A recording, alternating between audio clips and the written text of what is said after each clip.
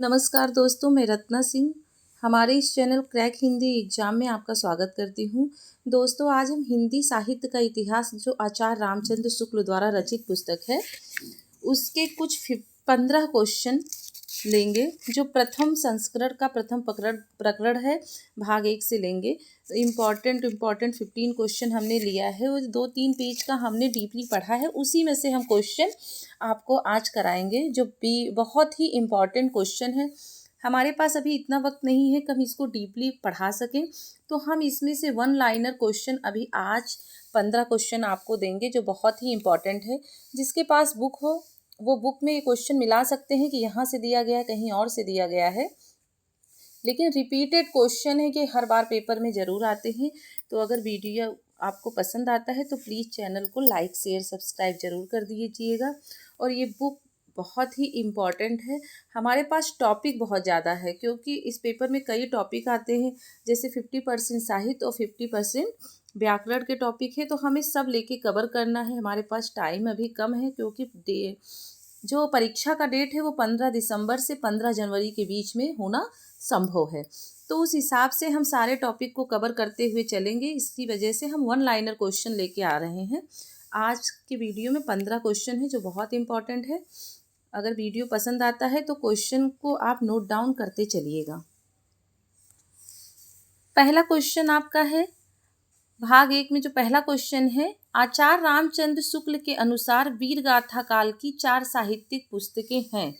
तो 4 साहित्यिक पुस्तकें कौन सी हैं? पहला है विजयपाल रासो, दूसरा है हमीर रासो, तीसरा है कीर्तलता और चौथा है कीर्तपता का। तो ये आपके इम्पॉर्टेंट क्वेश्चन है। पहला क्वेश्चन जो आपका है, ये पहला क्वेश्चन देखिए, बहुत ही इम्पॉर्टेंट है। इसको ध्यान से देखिएगा कि आचार्य रामचंद्र शुक्ल के अनुसार वीरगाथा की जो 4 पुस्तकें हैं, ये एक विजयपाल रासो, हमीर रासो, कीर्तलता और कीर्तपता का। नेक्स्ट क्वेश्चन देखते हैं क्वेश्चन नंबर 2। आचार्य शुक्ल का इतिहास ग्रंथ हिंदी शब्द सागर से किस नाम से प्रकाशित है? क्या है क्वेश्चन? आचार्य शुक्ल का इतिहास ग्रंथ जो है हिंदी शब्द सागर से किस नाम से प्रकाशित हुआ है? तो आप इसका आंसर होता है हिंदी साहित्य का विकास नाम से प्रकाशित है। इंपॉर्टेंट क्वेश्चन है, नोट डाउन करते चलिएगा। क्वेश्चन नंबर 3 है कि जनता की चित्तवृत्ति का संचित प्रतिबिंब ही साहित्य है, किसने माना है? तो जनता की चित्तवृत्ति का संचित प्रतिबिंब ही साहित्य है, किसने माना है? तो ये आपका आंसर होता है रामचंद्र शुक्ल ने माना है। रामचंद्र शुक्ल ने माना है। अब इसमें देखिए, जनता की चित्तवृत्ति का संचित प्रतिबिंब कौन सी पद्धति में है? विधेयवादी पद्धति में है। बहुत ही इंपॉर्टेंट है ये। तो ये क्वेश्चन देख लीजिएगा, नोट डाउन करते चलिएगा। अब आपका है क्वेश्चन 4। बच्चों, ये क्वेश्चन जो है ना, रिपीटेड क्वेश्चन है जो हर बार पेपर में परीक्षाओं में आते हैं। तो बहुत ही इम्पोर्टेंट है। और हिंदी साहित्य के इतिहास आचार्य रामचंद्र शुक्ल के द्वारा उनके उस पे बुक पे आधारित ये क्वेश्चन है जो उन्होंने पढ़ाया है। तो हम वन लाइनर क्वेश्चन ये देखते हैं, बहुत ही इम्पोर्टेंट क्वेश्चन है। आपका क्वेश्चन नंबर 4 देखते हैं कि महाराजा भोज के समय से लेकर हमीर देव के समय तक की अवधि को आदिकाल किसने माना है? किसने माना है? महाराजा भोज के समय से लेकर हमीर देव के समय तक की अवधि को आदिकाल किसने माना है? तो आपका आंसर होता है आचार्य रामचंद्र शुक्ल ने माना है। आगे का क्वेश्चन है, आचार्य रामचंद्र शुक्ल ने अपने इतिहास ग्रंथ लिखने में किन रचनाओं का सहारा लिया है? तो आचार्य रामचंद्र शुक्ल ने अपने इतिहास ग्रंथ लिखने में किन रचनाओं का सहारा लिया है? एक है मिश्रबंधु विनोद, हिंदी कोविद रत्नमाला, कविता कौमुदी और ब्रज माधुरी सार। इन सब ग्रंथों को, रचनाओं का सहारा लिया है क्या लिखने में? अपने इतिहास ग्रंथ साहित्य, हिंदी साहित्य का इतिहास लिखने में इन सब ग्रंथों का सहारा लिया है। देखिए, मैं अपने हाथों से क्वेश्चन लिखी हूँ, उसमें से बुक पढ़ के और जो इम्पोर्टेंट क्वेश्चन है उसको छाँट के लिख के मैं आप लोगों के सामने लाई हूँ। तो प्लीज़ वीडियो को लाइक शेयर करना, सब्सक्राइब करना मत भूलिएगा। आगे का क्वेश्चन है, अगिन जो लागी नीर में कंदी जलिया झार किसका कथन है? बहुत ही इंपॉर्टेंट है, कथन वगैरह बहुत पूछे जाते हैं, तो बहुत इम्पोर्टेंट। ये क्वेश्चन का आंसर क्या हुआ? अगिन जो लागी नीर में कंदी जलिया झार, किसका कथन है? तो ये कबीरदास का कथन है। आगे का क्वेश्चन है, सिद्धों का मुख्यतः क्षेत्र था।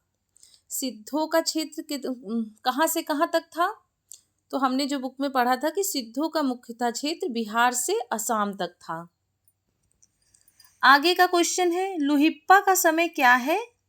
तो लुहिप्पा का समय क्या है? तो लुहिप्पा का समय संवत 830 के आसपास लुहिप्पा का समय बताया गया है। अब आगे का क्वेश्चन है, काल क्रमानुसार सही मेल बताइए। तो काल क्रमानुसार इन मेल क्या होता है? तो पहले कौन आया है? आदिनाथ आए हैं, मत्स्येन नाथ आए हैं, गोरखनाथ आए हैं और फिर ज्ञानदेव आए हैं। अगर आपके पास बुक हो तो आप प्लीज़ ये क्वेश्चन का आंसर बुक से मिला लीजिएगा। तो इसका है आदिनाथ आए हैं पहले, मत्स्येन नाथ, गोरखनाथ और फिर ज्ञानदेव आए हैं। आगे का क्वेश्चन है, कौन से नाथ सिद्धों में गिने जाते हैं? सिद्धों में कौन कौन से नाथ गिने जाते हैं? तो सिद्धों में नागार्जुन गिने जाते हैं, गोरखनाथ गिने जाते हैं, चरपट नाथ गिने जाते हैं और जलंधर नाथ गिने जाते हैं। आगे का क्वेश्चन है, इनमें से सही मेल बताइए। इनके कालक्रमानुसार इनका सही मेल बताइए कि सबसे पहले कौन आया? तो सबसे पहले कौन है? सरहपा, फिर लुइप्पा, फिर बिरुप्पा और फिर कढ़प्पा। कैसे? सरहपा का समय संवत 690 है, लुइप्पा का 880 है, बिरुप्पा का 900 है और कढ़प्पा का 900 है। तो इनमें सबसे पहले सरहपा आए थे। आचार्य शुक्ल ने किस प्रकार के काव्यों के आधार पर आदिकाल को वीरगाथा काल नाम दिया? आचार्य शुक्ल ने किस प्रकार के काव्यों के आधार पर आदिकाल को वीरगाथा काल नाम दिया? तो आचार्य शुक्ल ने देश भाषा काव्यों के आधार पर, किससे? आंसर क्या है? देश भाषा काव्यों के आधार पर आदिकाल को वीरगाथा काल नाम दिया। ये है आपका आंसर। आगे का क्वेश्चन है, जोई जोई पिंडे सोई ब्रह्मांडे, किसका कथन है? तो जोई जोई पिंडे सोई ब्रह्मांडे किसका कथन है? देख लीजिए, अब लीजिएगा बुक में। इसका आंसर है नाथों का। और नाथों में कौन है? गोरखनाथ का ये कथन है।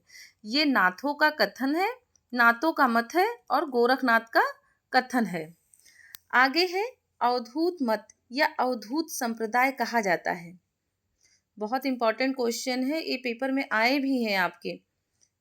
देखिए, अवधूत मत या अवधूत संप्रदाय कहा जाता है, किस संप्रदाय को कहा जाता है? तो आपके नाथों को कहा जाता है।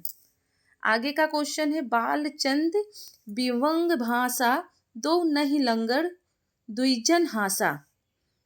तो ये किसका कथन है? बालचंद विवंग भाषा और दो नहीं लंगर द्विजन हासा। ये किसका कथन है? विद्यापति का कथन है। देखिए, कथन भी काफ़ी बार पेपर में आते हैं। तो ये रहे आज के आपके 15 क्वेश्चन जो मैंने अपने हाथों से उसमें से इम्पॉर्टेंट क्वेश्चन नोट डाउन किया है। तो आप प्लीज़ इसको अपनी कॉपी में उतार लीजिएगा। बहुत ही इम्पॉर्टेंट क्वेश्चन है। आगे का क्वेश्चन हम नेक्स्ट वीडियो में लेके आएंगे। 15 क्वेश्चन के आगे से क्वेश्चन हम नेक्स्ट वीडियो में लाएंगे। तब तक के लिए नमस्कार। अगर आपको वीडियो पसंद आता है तो प्लीज़ चैनल को लाइक शेयर सब्सक्राइब ज़रूर कर दीजिएगा।